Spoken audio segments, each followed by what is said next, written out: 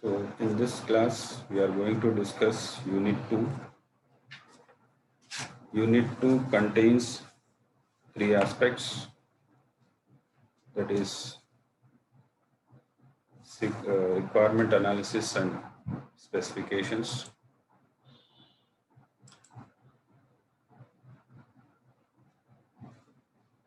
First topic, which is part of the Unit 1, is software requirement specification or software requirement analysis and specification. So whenever you start or whenever a person who is part of a developing team, then first of all, they need to gather the information regarding the software based on the user requirements. So until now we discussed the things like what exactly a software contains. So what are the things to be manipulated or take into consideration to develop a software, and what sort of models we are going to use for developing a software. So the first unit described all these things. According to different types of models, they have different types of SDLC cycle, that is software development life cycle. So every model will use a different strategies. So now we are going to see a general aspect of developing a software.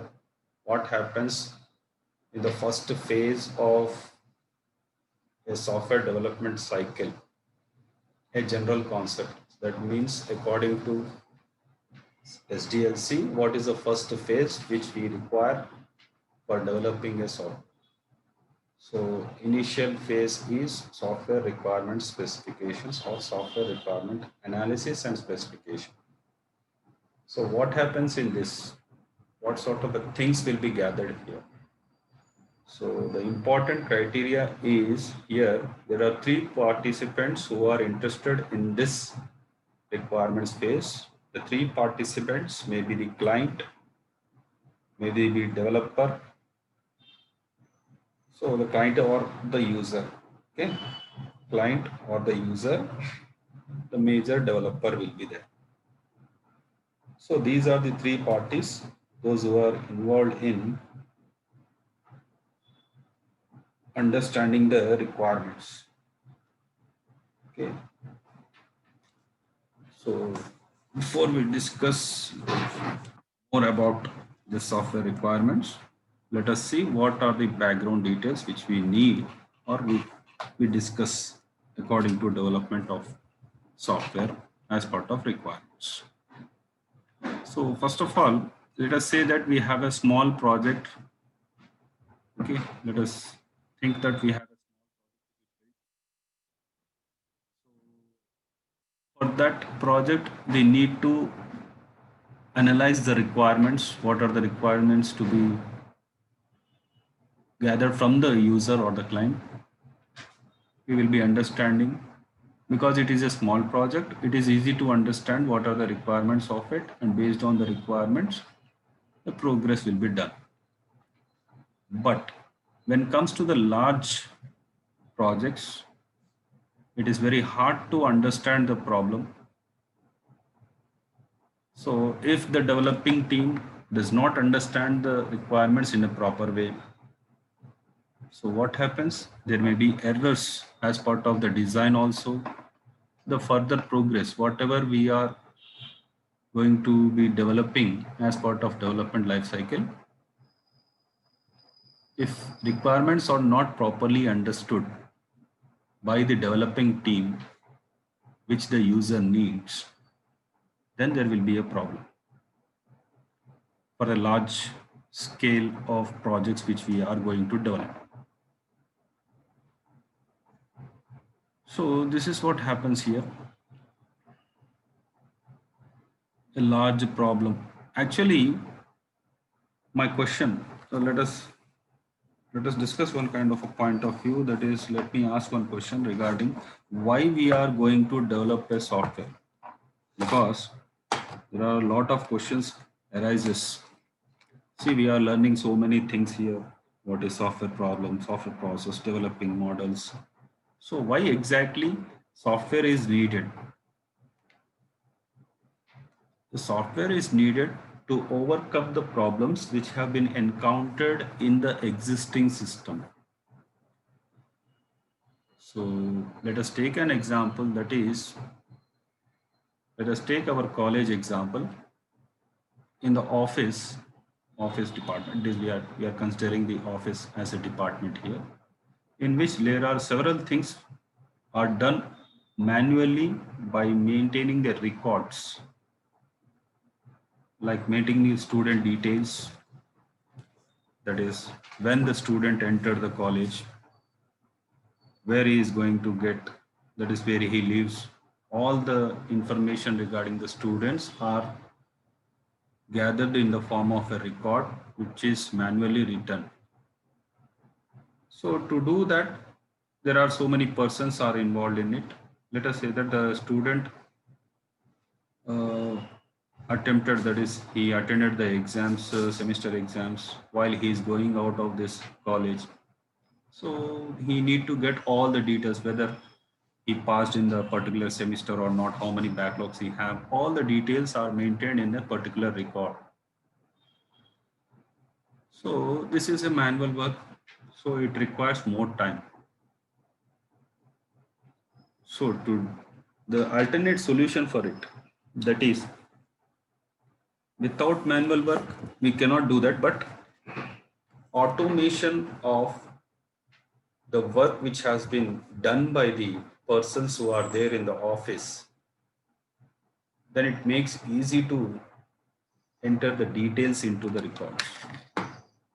So automation is nothing but we are inserting the information technology tools as part of record entries.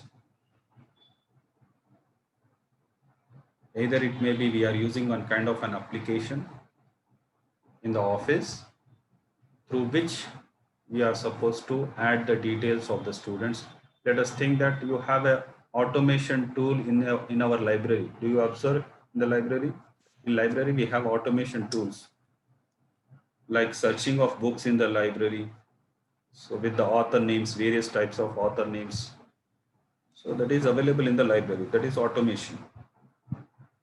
So without that, we will be asking a person in the library to get the details. You will be giving some details of the book, and he will be searching for you, and he will be saying that so and so rack, you go and select your book. That's it. So this is a manual way of doing these things. But according to software or the application, you will be directly checking online which book is available in which rack, which a particular author or which particular title. So this is called as a software automation. That is what we need. That is what we need for improving the quality of understanding the things by using technology. So software is going to be built up to solve the issues, solve the problems which are already available in an existing system.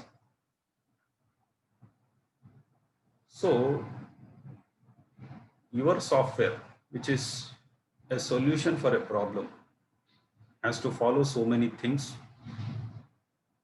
So to understand it, first of all, we need to understand the requirements of the clients or the users of the system. So the needs or the requirements are discussed in the terms of inputs, which are the requirements from the clients. And what are the outputs? The outputs are nothing but whatever the requirements have been gathered, they will be forming one kind of a system for the future or a solution for the problem which has been discussed with. with the clients by the developing team. So these are some of the background details about software and software requirements. So according to, let us discuss the important aspects. According to IEEE standards, the software requirements have been defined something like this. That is, a requirement is a condition or a capability that must be possessed by a system. Or we can also say that a condition or a capability that must be met by the system to satisfy the contract standard specification which have been imposed by the particular document. So according to the IEEE standards, as I discussed, requirement is nothing but the capability or the condition that must be possessed by a system. It means a system contains so many things to be concentrated. So all those things must be satisfied based on the contract which has been encountered while we are developing a software with the clients and the developing team. So after the requirements phase ends, we are ready with one kind of a document. The document is nothing but SRS document.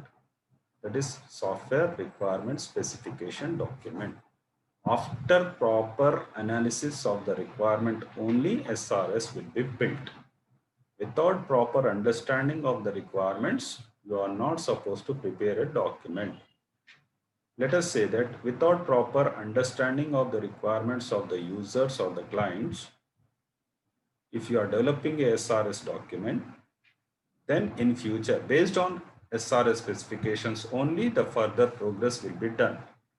So if anything happens with the SRS document specification, that is, you have mentioned some other issues.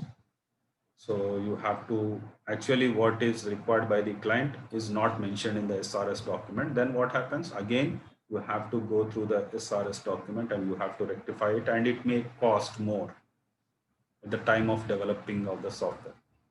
So SRS is the most important document, and it should be very carefully analyzed and carefully designed.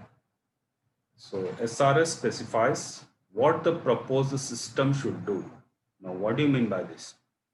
Proposed system is nothing but you are analyzing one kind of a problem that is existing system. So you are proposing a new system according to the existing system. That is, you are not changing the existing system, but you are adding the improvements over the existing system to work efficiently. So SRS specifies the proposed system should do, what the proposed system should do. So let us understand what a good SRS means. What is exactly we need in the SRS document to say that it is a good SRS. So let us see some of the aspects which are part of this good SRS. So whenever we discuss about a good SRS, we will be concentrating on two aspects here. One is client, one is developer.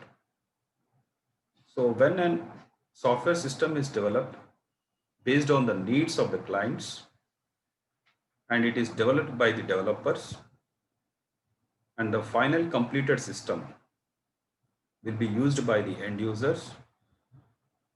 So what happens here is the users or the clients, they doesn't know. So three aspects, actually I mentioned client and users as one aspect here, but clients are different, users are different according to this aspect, because users are who are going to use the particular application. Clients are nothing but the middle aspects, the company people, and developing team is other thing. So there are three persons involved here, that is client, user, as well as developer team. So the problem, let us say that to prepare a good SRS, first of all, the problem should be understood of a particular system. Let us say that client is explaining the problem, but the developer is developing a software for it. The client doesn't know what are the internal details of particular software which is going to be built. He doesn't know the details of the development software. Let us say that what sort of applications, what sort of languages he is using, what sort of diagrammatic representations he is using. So all these things are unnecessary for the client. But the only thing is that the developing team has to develop a software based on the needs of the clients. And one more thing here, the problem of the, if the developer does not understand the problem properly, okay, if he does not understand the problem properly without any, let us say that it is, let us say that a developer is there, a client is there, he is explaining the things, developer is trying to understand the things, but he is not able to understand properly without any documentation, without any other mode of understanding the things. Directly through the conversation, what is happening here? The client is not able to, or he's telling the needs, but the development is not able to understand the things. So what happens here is there is no proper communication between them. To build a proper communication between the client and the developer, there should be one kind of a base for us. The base is SRS document. So SRS establishes a base of agreement between the user and the supplier. So user needs has to be satisfied, but users may not understand what the software. Developers will develop the systems, but may not know about the problem domain properly. So to make the communication between these type of people or these two aspects, there is one kind of a medium should be there to understand the problem properly. That is SRS. SRS is one kind of a document. So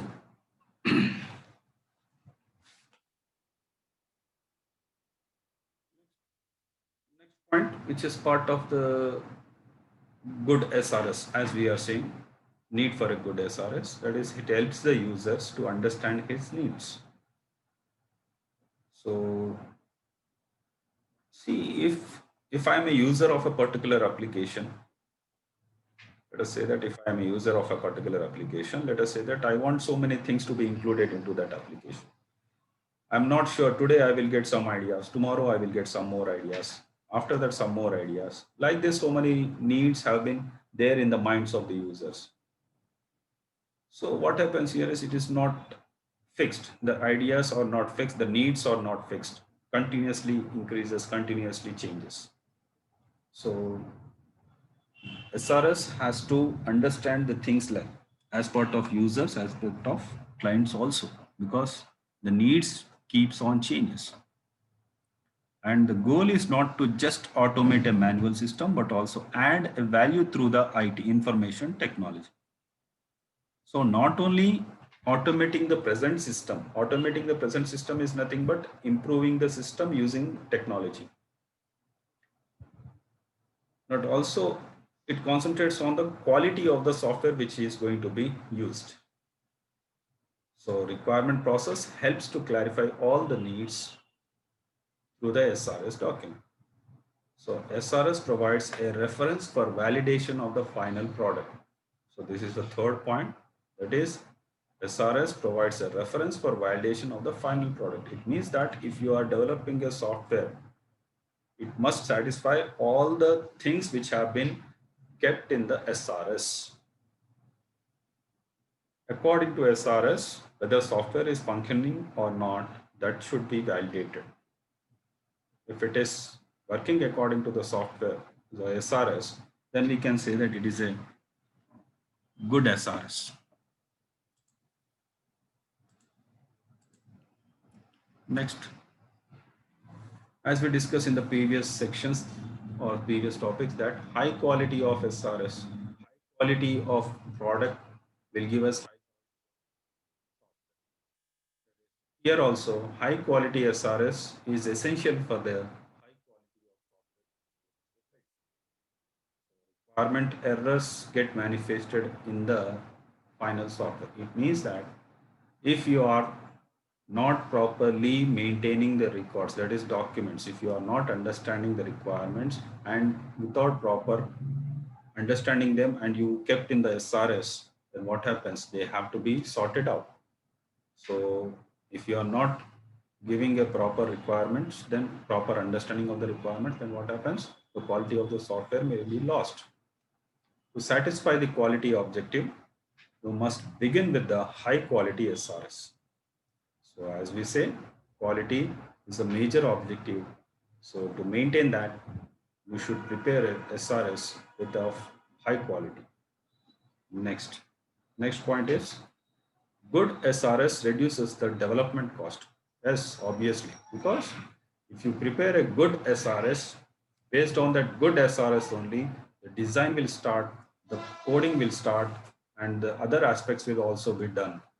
If you prepare a error SRS, error based on, let us say that just now I said, without proper understanding the things, if you prepare an SRS, then it will be more expensive to fix it later because requirements may keep on change. So it may cost more. And also a good SRS can minimize the changes and errors. So how much important SRS makes, this is what we are able to see here. So SRS makes a big impact on development. That is what we are seeing. So next topic is requirements process. So let us see how the requirements are going to be analyzed and gathered here. So just now we discussed what are the qualities and what are the advantages which we get by having a good SRS. Now we are going to see what are the requirements, processes, and what are the strategies they use for gathering the requirements. So let us understand what is a requirement process. So it is a series of activities that need to be performed or that occurs in the requirement space, leading towards generating a high quality document containing the software requirement specification, that is SRS, is known as requirement process. So a series of activities that will happen during the requirements phase, and it will be generating a high quality document called as SRS, is known as a requirement process. So according to requirement process, there are three aspects or three essential tasks which are required to understand the requirement process. They are problem analysis, requirement specification, and validating it, requirements validation. So let us see one by one what is problem analysis or requirement analysis. So requirement process will be denoted something like this diagrammatically, that is needs have to be analyzed, specified, and as well as validated. After these three phases, requirement process phases, these are the three phases which are part of the requirement process. So after these three things, you will be getting a validated SRS. Validated SRS is nothing but a good SRS. Good SRS and a rectified SRS. So validated SRS is nothing but whether it is SRS is suitable for the software which has been built. Already it has been built. So whether it is working fine or not, it will be tested. Next, let us understand what is problem analysis.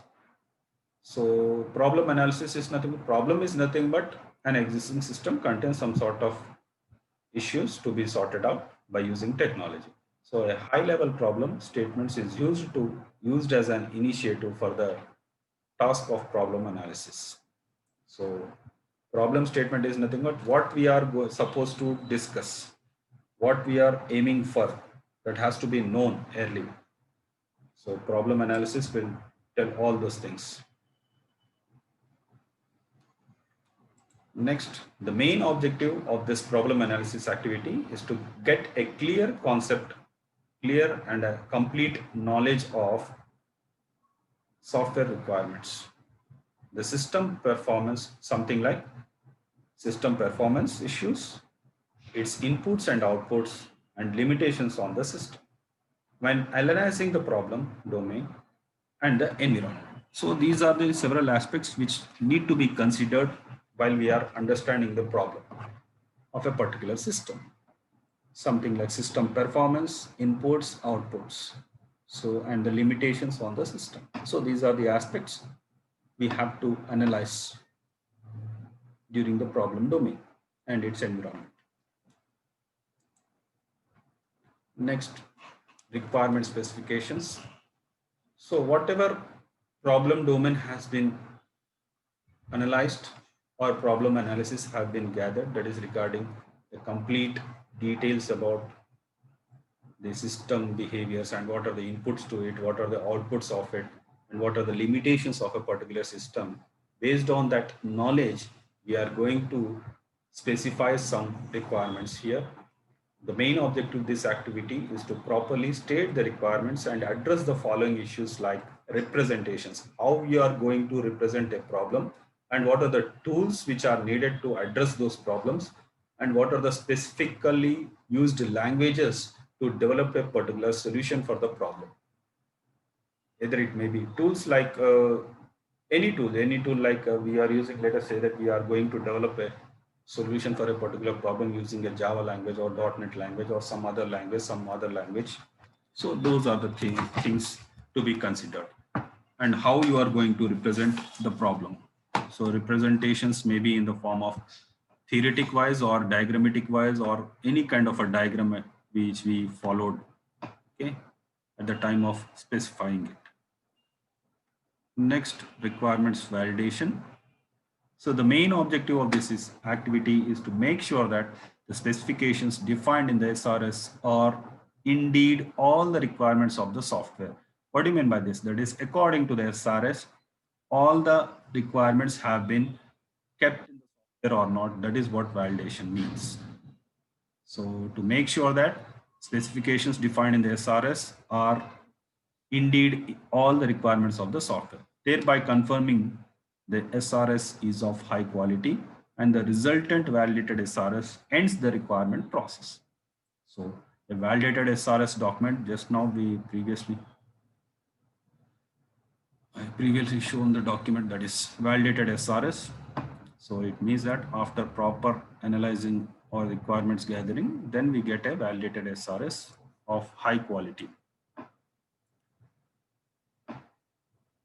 So this is about